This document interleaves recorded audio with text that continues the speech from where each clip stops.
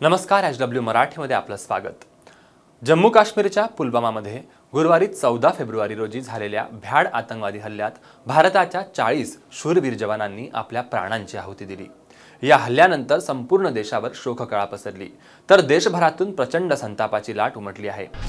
आतंकी मुर्दाबाद मुर्दाबाद मुर्दाबाद, पाकिस्तान मुर्दाबाद मुर्दाबाद मुर्दाबाद, अमर शहीदों तुम्हें नमन तुम्हें नमन तुम्हें नमन, अमर शहीदों तुझे सलाम तुझे सलाम तुझे सलाम। सैनिकों के हत्या का बदला जरूर लेंगे भारत मांगे एक और सर्जिकल स्ट्राइक सर्जिकल स्ट्राइक।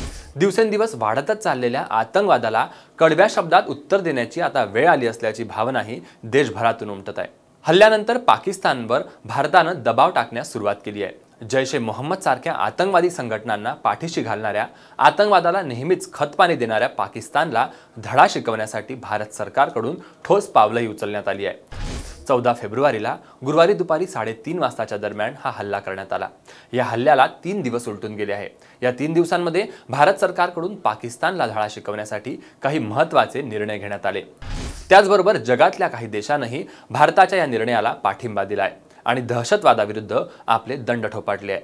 पाहूया काय आहेत हे निर्णय, ज्यामुळे पाकिस्तानची नाकाबंदी केली जाणार आहे आणि पाकिस्तानच्या नापाक मनसुब्यांना उधळून लावण्यात येणार आहे। सर्वात प्रथम भारताकडून दिला जाणारा मोस्ट फेवर्ड नेशनचा दर्जा काढून टाकण्यात आला आहे, ज्यामुळे पाकिस्तानला आंतरराष्ट्रीय व्यापारात मिळणाऱ्या सुविधा आता मिळणार नाही।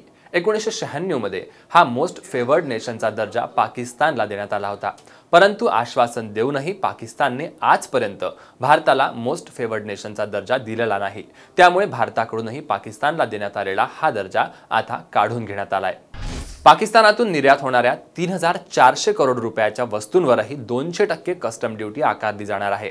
निर्यात करण्यात येणाऱ्या वस्तूंवरील कस्टम ड्युटीमध्ये मोठी वाढ केल्याने कांदा, साखर, मसाल्याचे पदार्थ भारताकडून घेण्यासाठी पाकिस्तानला कराच्या स्वरूपात जास्त किंमत आता चुकवावी लागणार आहे। कस्टम ड्युटी वाढवल्यामुळे पाकिस्तानला भारताकडून घ्याव्या लागणाऱ्या या वस्तूंवर दुप्पट पैसे मोजावे लागतील।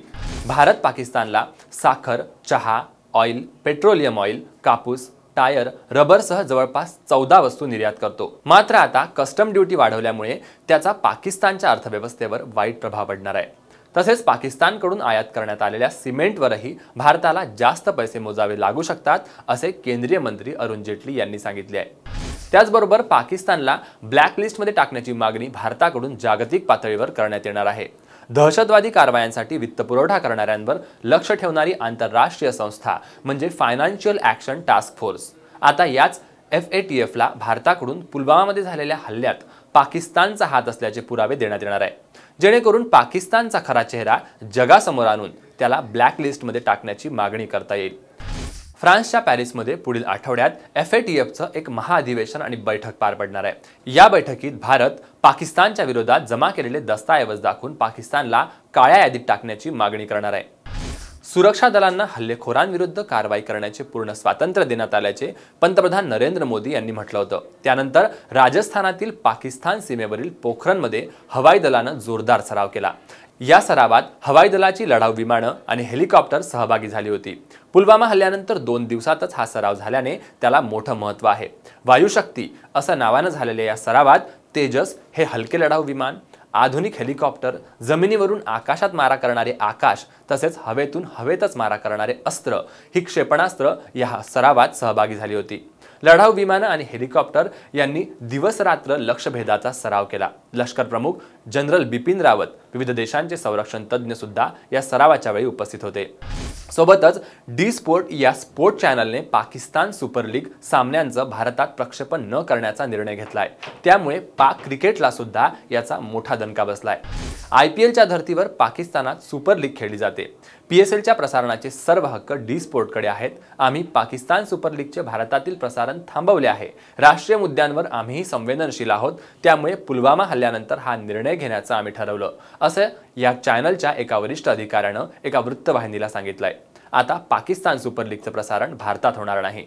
त्याचबरोबर भारतासोबत जगातील अनेक देशांनीही या हल्ल्याचा निषेध केलाय, तर दहशतवादी कारवाया विरोधात केल्या जाणाऱ्या उपाययोजनांवर भारतासोबत असल्याचं या देशांकडून सांगण्यात आलंय। म्हणजे जगातील अनेक देशांकडूनही आता पाकिस्तानवर दबाव आणला जातोय। संयुक्त राष्ट्र सुरक्षा मंडळाकडून दहशतवादी जाहीर केलेल्या संघटनांची खाती ताबडतोब ब्लॉक करा असा निर्देश अमेरिकेकडून पाकिस्तानाला देण्यात आलाय। जैश ए मोहम्मदच्या दहशतवादी कारवाया रोखण्यासाठी करण्यात येणाऱ्या प्रत्येक कारवाईला अमेरिकेकडून पाठिंबा दर्शवण्यात आलाय। संयुक्त राष्ट्राच्या सुरक्षा मंडळाकडून 2001 साली जैश ए मोहम्मद या संघटनेला दहशतवादी घोषित करण्यात आलं होतं। 2002 मध्ये जैश ए मोहम्मद या संघटनेविरोधात बंदीही घालण्यात आली होती, परंतु अजूनही ही संघटना कार्यरत आहे आणि म्हणूनच संयुक्त राष्ट्राच्या 1267 क्रमांकाच्या निर्बंध यादीत असलेल्या दहशतवादी संघटनांची खाती ब्लॉक करण्यात यावी अशी मागणी करण्यात आली आहे। पाकिस्तान काळ्या यादीत गेल्यास IMF, जागतिक बँक, युरोपियन संघ यासारखे बहुपक्षीय कर्जदाता त्याची ग्रेडिंग कमी करू शकतात। शिवाय मूडीज, S&P आणि फिच सारखे एजन्सीज सुद्धा त्यांची रेटिंग कमी करू शकतात आणि हा पाकिस्तानसाठी मोठा झटका असू शकतो। तर अमेरिकेचे राष्ट्रीय सुरक्षा सल्लागार जॉन बोल्टन यांनी अमेरिका भारताच्या बाजूने असल्याचं स्पष्ट केलंय। सीमारेषेवर दहशतवाद्यांपासून संरक्षण करण्याचे भारताला पूर्ण अधिकार असल्याचं बोल्टन यांनी सांगितलंय। त्याचबरोबर पाकिस्तानात जाणाऱ्या अमेरिकी नागरिकांना तेथे न जाण्याबाबत सूचना देण्यात आल्या आहेत। अमेरिकेच्या विदेश मंत्रालयाने पाकिस्तानात जाण्यापूर्वी पुनर्विचार करण्याचा सल्ला आपल्या नागरिकांना दिलाय। आताची परिस्थिती पाहता पाकिस्तानात न जाणं योग्य असल्याचं अमेरिकेकडून तेथील नागरिकांना सांगण्यात आलंय। म्हणजे आता पाकिस्तानच्या पर्यटन क्षेत्रावरही याचा मोठा परिणाम होऊ शकतो। तर या दहशतवादी हल्ल्याचे चोख प्रत्युत्तर भारताकडून देण्यात येणार असल्याचं सांगत पंतप्रधान नरेंद्र मोदी यांनी सुद्धा दहशतवादाविरोधात कठोर कारवाई करण्याचा पुनरुच्चार केलाय। सविस्तर बातम्यांसाठी पाहत रहा SW मराठी।